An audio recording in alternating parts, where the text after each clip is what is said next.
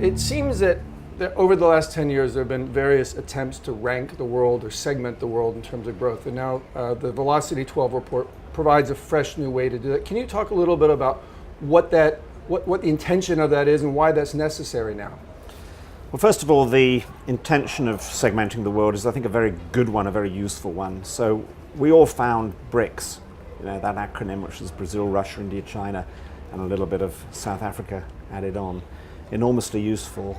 We ourselves guided our global strategy in terms of BRICS. We measured our growth in terms of BRICS. But there's one problem with BRICS. Firstly, that some of the BRICS started to fall off a bit, and the first one to fall was Russia. That just didn't have the strength, the size, the scale, and the growth that a China had, for instance, or in India. And then more recently, Brazil has also fallen off. So it started to make us think, well, was that really still the best way of looking at the world? And of course, underneath BRICS, there is another issue, which is that BRICS was devised by Goldman Sachs, by bankers, in a sense. Nothing wrong with that at the time, but it's not perhaps the only way of looking at the world. So the successor measures or indices to BRICS, none of them have been comprehensive. So there was CIVETS, I don't know if you remember that one. Then there was N11, I don't know if you remember that one. The problem with those is they don't contain India and China. So we started to look to see whether there was another way of looking at the world. And we decided, since we were in the business of talking to consumers, in the business of helping clients make money and profit from consumers by building franchises, that we should look at consumers. So we worked with some demographers, in fact a very original demographer, to look at a different way of compiling a ranking, which was to look at the speed at which the middle classes in the developing countries was growing.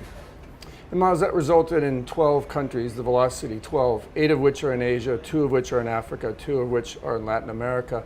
What surprised you about the 12, and what does it imply when you look at that list of 12s and the relative size of the 12? Well, there are some that are very obvious, and you'd expect them to be there. So China is absolutely up there with a very significant middle class growth in the next 10 years. That's the period that we're talking about.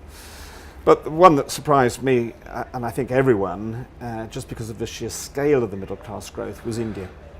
This is bringing in 400 million new consumers into the middle class in the next 10 years. That's an enormous number, and that's much more than twice what China's bringing in. So India is the top of the ranking, in fact.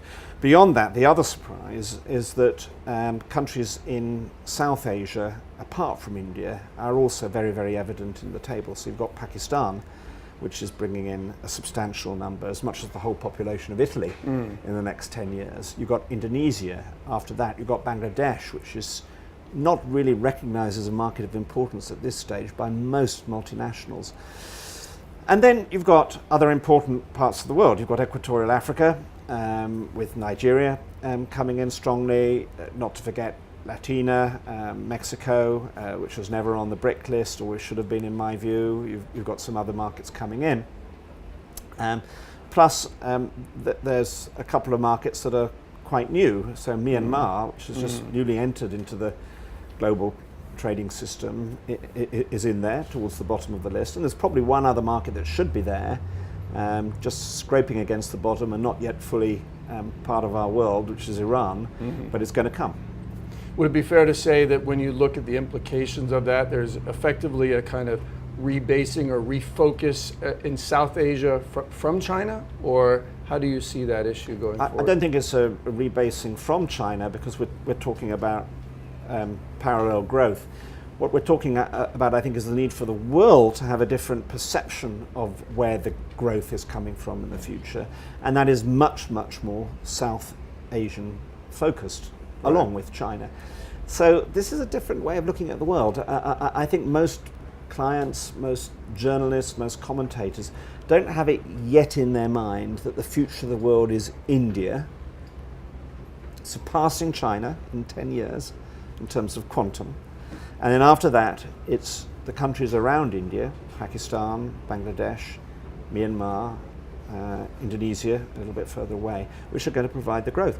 And so the world hasn't got into understanding what the caricature, if you like, of growth is like. And let me tell you, it's South Asian, it's female, because we're seeing the empowerment of women in a lot of these countries. It's Muslim, because many of these countries are either Muslim, have very large Muslim minorities, and it's urban. That is the new identikit picture of the future of the world. People don't have that in their minds when they think about the future. Well, there's another thing that people seem to have in their minds about the future is growing inequality.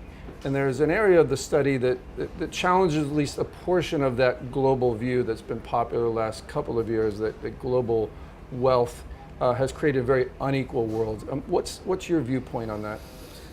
Let me just talk for a second about the methodology of the report, because what it does is to look at the country's share of middle class growth, and then it looks at the speed of that middle class growth, what we call the velocity. We measure that in terms of incomes, and incomes adjusted on a PPP method, so you even out any differences. So we're looking at wealth in an interesting way, which is by share of income. Conventional views of wealth, the views that are continually hitting the headlines, look at it in terms of absolute wealth, how rich you are. And of course, on that basis, there's a most glaring and terrible equality in the world. We know that 1% of the world has a totally disproportionate amount of wealth, and that there is great poverty at the bottom of the pyramid. But there's another story also, which is the growing equality of the world, and that's coming in the big middle, if you like, and that's coming in terms of income growth. So more people moving into a middle income bracket out of the lower income brackets.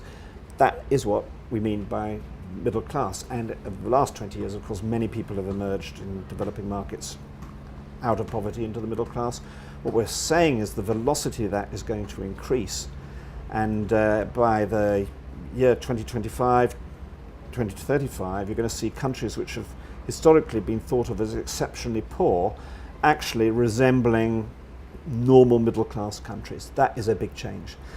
There's another big change, which is at some stage in around 2030, China and India will become normative. In other words, they'll be as wealthy as the other countries in the world. That's the first time in history, or maybe in history for 2,000 or 3,000 years, that that's happened. That is a very startling statistic. Multinational companies have looked for growth for decades now and have invested for growth. What does this all mean both for multinational companies and perhaps for local companies that are also growing rapidly as these markets grow and mature and provide opportunities? For multinational companies, I think it means they've got to take a very close look at where their priorities are. So in my experience, many multinational countries don't take markets like Pakistan seriously at all. For instance, I actually in another role, I've been chairman of the US-Pakistan Business Council. I have to lead trade missions to Pakistan. I see how difficult it is for American companies to get behind the headlines and to understand that there is a vibrant business in Pakistan. Once they're there, they realize it. So for both Coca-Cola and Pepsi-Cola and the soft drink markets, for P&G, Pakistan is a significant market, but other countries aren't in there yet. There's a kind of corporate timidity. So we have to apply focus and sometimes refocus. That's the first lesson for them.